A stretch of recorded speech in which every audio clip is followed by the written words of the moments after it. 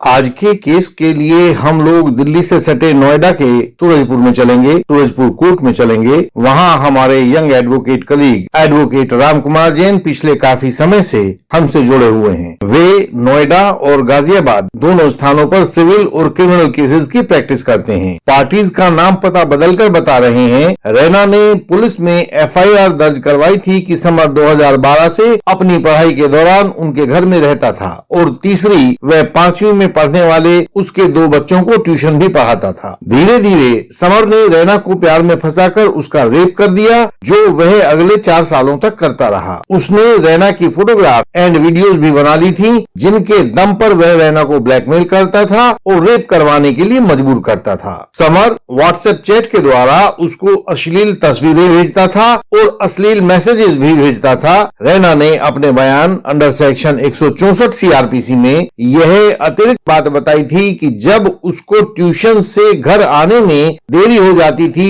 तो समर की मां के कहने पर वह समर को फोन करके उसकी लोकेशन पूछ लेती थी। यह बात रैना के बयानों में आ गई थी कि समर उसके बच्चों को पढ़ाने के साथ साथ बाहर भी ट्यूशन दिया करता था। इस केस की यह महिला प्रोसिक्यूट्रिक्स बेहद शातिर किस्म की गवाह थी। इससे जो सवाल पूछो ऐसी चालाकी से उसका जवाब बदल देती थी कि डिफेंस काउंसिल की होश बिगड़ जाए। हमने सवालों का ऐसा जाल बुना कि जिस केस में सारा मामला महिला की तरफ झुका हुआ नजर आता था, उसमें महिला के ऊपर झूठ बोलने की सजा मिलने के हालात पैदा हो गए। जो भी advocate art of cross examination को सीखना चाहते हैं, वे इस वीडियो को 1 से अधिक बार देखें और बताएं कि इस क्रॉस में आखिरकार ऐसा कौन सा सवाल था जिसने महिला को झूठा साबित कर दिया था।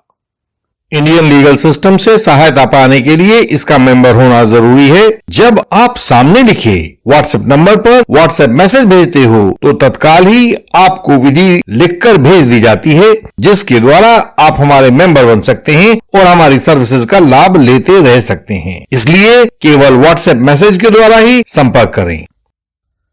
हम आपके सामने इस क्रॉस का कुछ भाग प्रस्तुत करते हैं। हमने उससे सवाल पूछा, आपके परिवार में कौन कौन शामिल था जो आपके घर में ही निवास करता था? उसने कहा, मैं, मेरे पति, मेरे 2 बच्चे और मेरी सास, हम सब वहीं रहते थे। हमने सवाल पूछा, आपके रहने के लिए क्या स्थान उस घर में था? उसने जवाब दिया कि हमारे पास 2 कमरे, रसोई, बाथरूम और एक छोटा सा आंगन था। हमने पूछा, आप लोग किस प्रकार से उन घरों में रहते थे? उसने कहा, एक कमरे में मैं अपने पति के साथ रहती थी, दूसरे कमरे में मेरी सास और मेरे दोनों बच्चे रहते थे। हमने उससे सवाल पूछा, समर के हिस्से के बारे में बताइए, वह कहाँ रहता था, उसके पास क्या था रहने को? उसने कहा कि उसके पास एक कमरा था, रसोई थी, बाथरूम वगैरह थे। उस कमरे में समर और उसकी माता दोनों रहते थे। हमने सवाल पूछा, क्या यह बात ठीक है कि उस घर में आपकी सास और समर की माँ 24 घंटे मौजूद रहती थी? उसने कहा, हाँ, वे घर पर ही रहती थी। हमने अगला सवाल पूछा, क्या यह बात भी ठीक है कि ऐसे में समर के पास कोई भी ऐसा समय नहीं होता था जब वह अकेले में आपसे बोल बातें कर सके या कुछ भी इशारा भी कर सके और दूसरे को पता ना चले? तो क्योंकि वह बात बदलने में बहुत तेज थी तो उसने बात बदल दी। उसने जवाब दिया, मेरी सास और समर की माँ मंडी में से एक साथ सब्जी लेने चले जाते थे, तब समर मेरे साथ उन चीजों को अंजाम देता था। हमने फिर सवाल पूछा, लेकिन उस वक्त तो आपके बच्चे मौजूद होते थे घर में, तब समर के लिए यह कैसे संभव हो पाता था? महिला ने जवाब दिया, नहीं, बच्चों को यह टेस्ट दे दिया करता था और वे उस टेस्ट में बिजी हो जाते थे। हमने फिर सवाल पूछा, तो क्या आपके द्वारा रेप का विरोध करते समय जो शोर होता था वह बच्चों को नहीं सुनाई देता था? उसने जवाब दिया, नहीं, समर मेरा मुंह बंद कर देता था। हमने कहा ना आपसे अभी कि उस महिला को उसके वकील साहब बहुत पढ़ा लिखा कर ला रहे थे और उनके घरों में कोर्ट से पहले क्रॉस एग्जामिनेशन का एक दौर हो जाता था कि वकील साहब वहां क्या पूछेंगे जैन साहब और आपको उसका क्या जवाब देना है। तो यही सब चल रहा था। हमने अगला सवाल पूछा, क्या यह बात सही है कि मुंह बंद करने वाली बात आपने कभी भी तफ्तीश के दौरान पुलिस आईओ को नहीं बताई है? यह कन्फ्रंटेशन का तरीका होता है, आप सभी लोग जानते होंगे, लेकिन वह गवाह चतुर थी। उसने कहा, हाँ, बताने से रह गई होगी, लेकिन बंद तो वो करता ही था। तो हमने अगला सवाल पूछा, जब आपकी सास सब्जी लेकर लौटती थी तो क्या आप उनको या समर की मां को इस बात की शिकायत करती थी कि समर ने पीछे से क्या कर दिया है?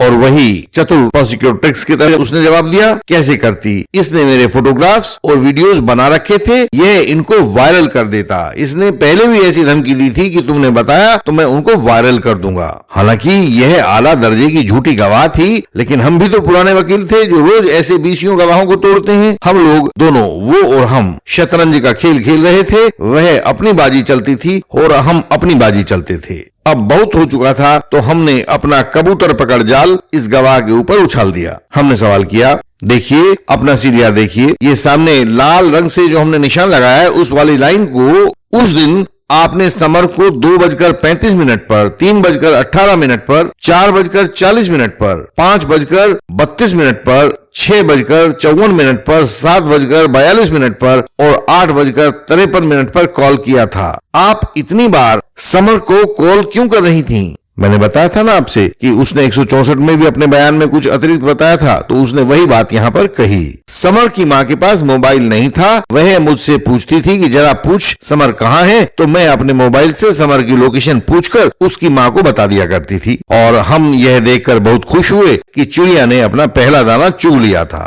अब उसकी नियति बन गई थी कि वह टूट जाए। हम उसको तोड़ने वाले थे। हमने सवाल पूछा, मिस प्रोसिक्यूट्रिक्स, हर एक बात आपने जब की उस दिन तो 5 मिनट से ज्यादा लंबी की। क्या आप हर बार समर से उसकी लोकेशन गूगल कोऑर्डिनेट्स के साथ पूछा करती थी, जो आपको उसकी लोकेशन पूछने में 5 से ज्यादा मिनट लगते थे?